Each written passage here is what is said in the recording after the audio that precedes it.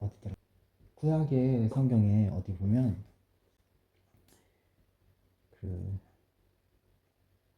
계속해서 반복되어서 말씀하고 있는 것이 있습니다. 그게 뭐냐면 사람은 실패했다. 사람은 실패잖아.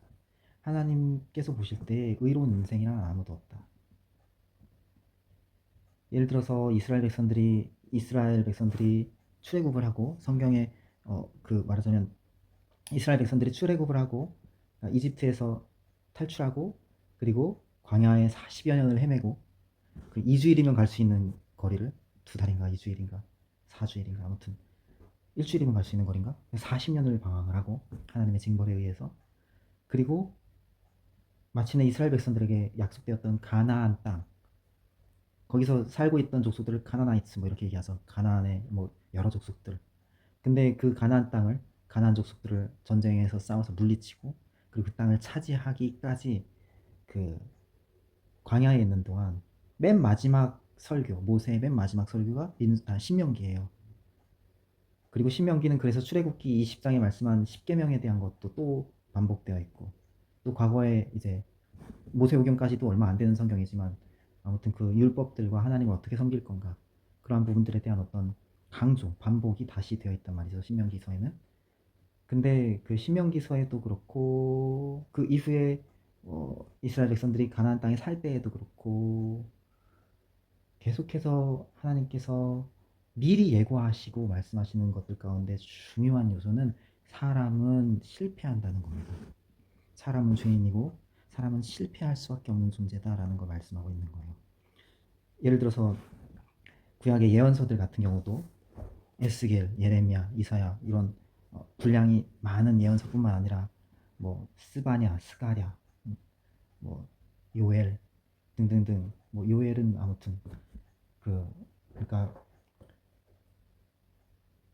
그냥 너무나 당연하기 때문에 이제 니네가 이렇게 회개해야 된다, 뭐 이렇게 나아가야 된다 이렇게 명하는 이제 뭐 요엘서라든지 그런 것들도 있는데 아무튼 그 선지서에도 하나님께서 구약의 선지자들을 통하여서 말씀하신 그 성경의 기록들이 명시하는 바는 정확하게 너희가 훗날에는 불순종할 수밖에 없을 거야. 이렇게 얘기하는 거야. 너희가 훗날에는 결국엔 잘못 갈 거다. 이렇게 얘기하는 거예요. 너희가 앞으로 더 가면 결국엔 뭐 그렇게 될 거고 그렇게 되어서 그때에 그런 처지에 처하면 너희는 다시금 그때 하나님 구해라. 하나님 찾아라. 하나님께 향해라. 그러면 그때 또 내가 네게 은혜를 베풀 것이다. 내가 그때 너희에게 또 구원을 베풀 것이다. 길을 열 것이다. 이런 얘기들이에요. 계속해서 반복되는. 물론 당연히 오늘날 설교자들이 먼 미래까지 얘기를 해본다고 합시다. 어떻게 알아요, 설교자가? 먼 미래를 어떻게 알아요? 그냥 부분만 알 수 있죠. 뭐 예언의 영을 받았다고 하는 사람들은 다른 어떤 잡신은 아무것도 모르고 오류투성이고 예수 그리스도의 예언의 영을 갖고 있는 예언의 은사를 갖고 있는 사람들이 그냥 단순히 이렇게 얘기할 수 있죠. 뭐, 뭐 40년 후에 일본의 대지진이 일어날 겁니다. 뭐 이런 얘기, 경제 위기도 같이 올 겁니다. 뭐 이런 얘기라든지 그런 얘기도 할 수 있겠죠. 뭐 그것도 틀릴 수도 있고 맞을 수도 있어요. 왜냐면 사람에 의해서 나가기 때문에 마치 예수님을 믿는 사람들이 죄를 지을 때도 있고 그렇지만 보통은 이제 죄를 싫어하고 미워하는 거 비슷하게. 그러니까 예언이란 것도 그렇고 사람의 설교도 마찬가지고 또 어떤 무슨 표현이나 어떤 영향이나 글이나 말이나 칼빈의 쓴 글도 마찬가지죠. 근데 그렇지만 워낙 독보적이고 그 기념비적이고 그리고 칼빈의 글을 무시한다는 건 사실 제 생각엔 성경을 무시하겠다라는 것으로밖에 안 들리고서는 물론 성경과 비교할 수 없지만 그래서 그 영원히 변함이 없는 하나님의 말씀에도가 아니라 그냥 하나님의 말씀에 정확하게 사람은 실패할 수밖에 없고 사람은 실패한다. 그 개인에 있어서 신약에는 그렇게 얘기 안 하는 줄 아십니까? 신약에도 그렇게 얘기해요. 신약 성경에도 예수님께서 직접 하신 말씀이에요. 이와 같이 이와 같이 먼저 된 자 중에 나중 될 자가 많고 나중 된 자 중에 먼저 될 자가 많으니라 이렇게 말씀합니다. 신약 성경에 먼저 된 자 중에 나중 될 자가 많고 나중 된 자 중에 먼저 될 자가 많다. 그게 무슨 뜻이냐면 하나님 나라의 관점에서 볼 때 저거 꼴찌였어. 근데 어느새 저 앞에 나가 있어. 그리고 어떤 사람은 하나님 나라 관점에서 볼 때 전 진짜 독보적인 1위였어. 막 선두였어. 아니면 굉장히 잘 나가던 사람이었어. 하나님 나라 관점에서 볼 때. 음. 근데 완전 꼴찌가 돼버려. 근데 먼저 된 자 중에 나중 될 자 많고 나중 된 자 중에 먼저 될 자 많다. 그건 심지어 신약에 말씀한 거예요. 예수님께서 직접 하신 말씀이라. 그건 심지어 어떤 불신자들에 대한 얘기가 아니에요. 복음을 적대하는 자들에 대한 얘기도 아니고 복음을 회방 반대하는 자들에 대한 얘기도 아닐 뿐만 아니라 복음을 수용하지 않는 믿지 않는 자들에 대한 얘기도 아니에요. 복음을 믿고 복음에 순종하고 복음을 따르는 사람들에 대한 얘기예요. 예수님께서 그렇게 말씀하셨단 말이죠. 먼저 될 자 중에 먼저 된 자 중에 나중에 될 자도 많고 나중 된 자 중에 먼저 될 자도 많다. 근데 다 그렇다라고 얘기는 안 했어요. 다 그렇게 될 거다라고 얘기하지 않았어요. 근데 아무튼 먼저 된 자 중에 나중 될 자가 많고 나중 된 자 중에 먼저 될 자가 많을 거다. 그렇게 예수님도 그렇게 말씀하셨단 말이죠. 심지어 예수님을 믿는 사람들에 대해서 복음에 순종한 하나님 나라와 의를 위해서 일하는 사람들 가운데에서 예수님의 제자로 일컬어지는 뭐 굳이 사역자로 일컬어지는 않든 상관없이 예수님의 제자 된 사람들 중에서도 먼저 된 자 중에 나중 될 자 많고 나중 된 자 중에 먼저 될 자 많다. 예수님 이렇게 말씀하셨다.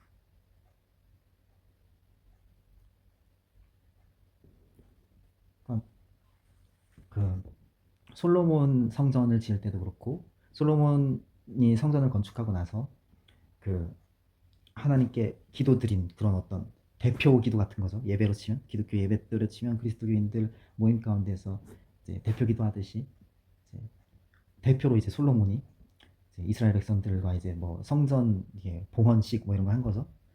솔로몬 때에 지은 성전 하나님께 바치는 하나님께 예배하기 위한 목적으로 지은 그 성전을 봉헌하는 어떤 그런 정식 행사와도 같은 그런 기념식 같은 자리에서 솔로몬이 하나님께 기도드릴 때 솔로몬이 한 그 기도 말에도 그냥 성경에 일반적으로 계속해서 일반적으로 말할 수 없지만 하나님의 말씀이 변함이 없는 하나님의 말씀이 그냥 정확하게 얘기한 그 진리가 담겨 있어요.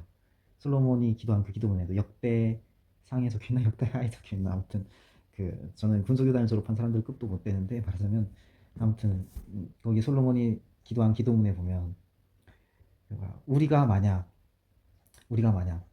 뭐 그 당시 이스라엘 백성들이 만약 그리고 모든 인류에 다 포함되는 얘기예요. 그리스도인들에게 더욱더 그렇고요.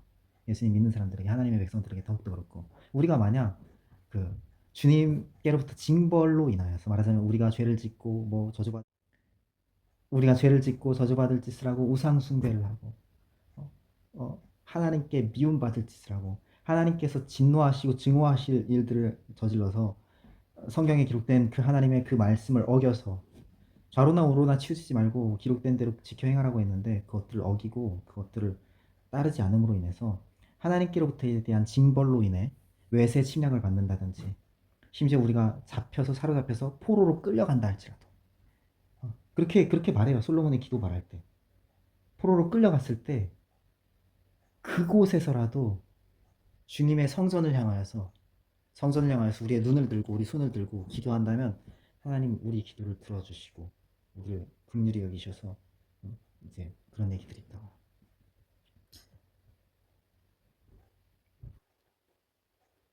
사람은 죄인이고 사람은 실패합니다. 사람은 넘어져요. 사람은 도저히 신뢰할 수 있는 존재가 아니에요. 그 이게 기독교 복음을 처음에 소개할 때 사람들이 말하는 당신은 죄인입니다. 라는 의미예요. 나는 죄인입니다. 라는 의미하고.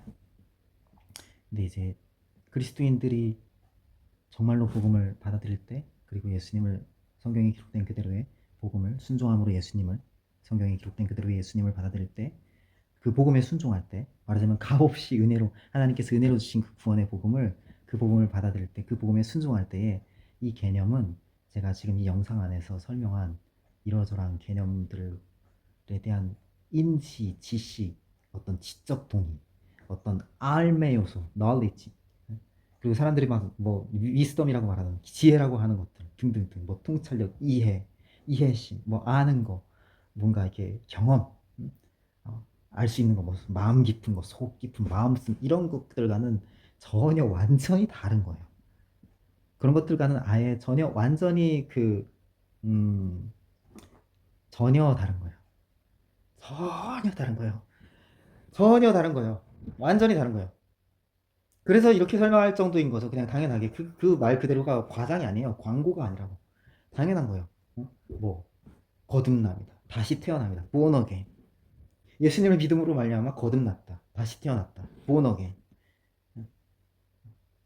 이게 그 의미인 거죠. 이렇게 굳이 얘기하자면, 그러니까 제가 또 이렇게 표현하는 게 너무 좀 이렇게 단편적이지만 제가 표현하는 순간 이미 그래서 말씀의 순수성을 지키는 건 너무 중요한 거고 성경에 기록된 그들의 말씀을 있는 그대로 받아들이는 게 너무 중요한 거고 다른 요소들을 통해서 설명하고자 하는 시도들이 결국엔 무익한 게 될 수밖에 없는 부분들도 그 부분인 것이기 때문이죠. 그러니까 결국엔 사람은 다 거짓된 거고 하나님만이 참되신 겁니다. 하나님의 말씀만이 영원한 것이고 변함이 없는 것이고 성경에 대한 지식과 여러 가지 배경 지식들이 아무리 있어도 다시 결론적으로 말하지만 의도와 동기가 순수한 것만큼 못한 거예요. 의도와 동기가 순수한 것만큼. 이 요소에 대해서 이제 어린아이와 같이 되지 아니하면 너희가 결단코 천국에 들어갈 수 없다라고 예수님 말씀하신 부분도 일맥상통하는 부분인 거고 구체적으로 제가 얘기하는 부분을 이렇게 저렇게 잘못되게 받아들이면 안 되겠지만 하나님은 마음 중심을 보시는 분이시지 사람의 외모, 외적 가치, 여러 가지 지식, 지혜, 권력, 학력, 뭐 외모 요소 이런 걸 보시는 분이 아니란 말이죠. 경험, 과거, 나이 그런 거 보시는 분이 아니에요. 출신, 배경, 민족 이런 걸 보시는 분이 아니란 말이죠. 하나님은 하나님은 사람은 보지 사람은 이런 걸 배웠어도 성경을 알아도 성경을 사랑하고 성경을 순수히 따른다고 해도 사람들은 봐 외모를 외적 가치들을 그렇지만 하나님은 사람의 중심을 보시는 분이란 말입니다. 그러니까 사람들은 외적 가치를 볼 수밖에 없고 사람은 다 거짓돼요. 사람은 다 잘못되고 사람은 실패할 수밖에 없습니다. 그래서 그 이 싸움이 있는 거야. 이 투쟁이 이거를 뭐 사회 이론 같은 데서는 이렇게 얘기를 하겠지. 뭐 이제 어떤 뭐 이제 이런 이론이 있다. 뭐 권력 집단들과 어떤 권력 집단이 아닌 사람들과의 투쟁이다. 뭐 이런 이론도 있고. 그다음에 민족주의 운동이 일어났다. 이렇게 이제 역사적으로 이렇게 평가를 하기도 하죠. 민족주의 운동이다. 이렇게 해석을 하는 거죠. 나치즘 비슷한 네오 나치즘이다. 뭐 이런 그 명칭을 갖다 붙이기도 하고. 뭐 여성 해방 운동이다. 뭐 민중 해방 운동이다. 이렇게 얘기를 하기도 하고. 이익 집단 간의 다툼이다. 단순히 경제적인 이권을 어느 집단이 더 가져갈 거냐 뭐 이런 싸움이다. 이런 식으로 얘기하기도 하고.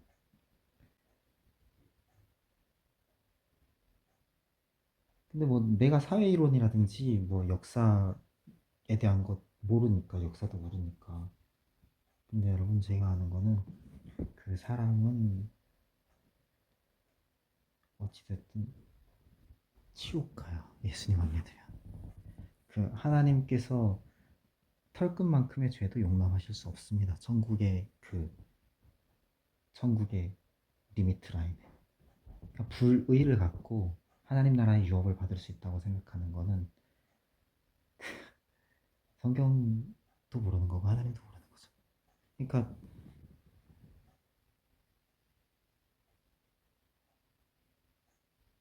음, 영적 전쟁이라는 것 자체가 일단 그런 어떤 요소들이나 표현들이나 이렇게 설명들에 속한 게 아닌 거듭남 자체가 일단 영적 생명 예수님을 믿음으로 말미암아 얻는 그 거듭남으로 인하여서 다시 태어나는 이 생명 영적 생명 자체가 전혀 다른 것이기 때문에 완전히 영적 전쟁에 대한 요소도 이해되어질 수 없어요.